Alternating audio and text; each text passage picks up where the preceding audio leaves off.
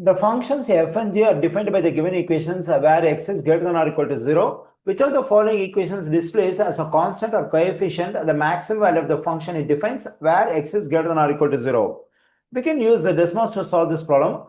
Let me get the graph of the first function f of x in Desmos. That is f of x equals to 18 times 1.25 is raised to the power of x positive 41.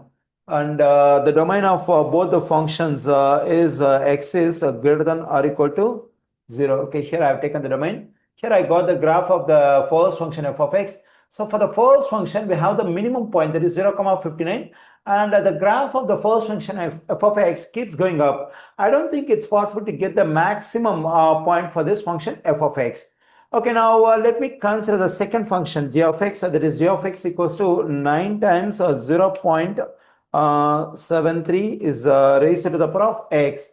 And for this function also we have the same domain, that is x is greater than or equal to 0. Here I got the graph of the second function g of x, and its maximum point is 0, 9.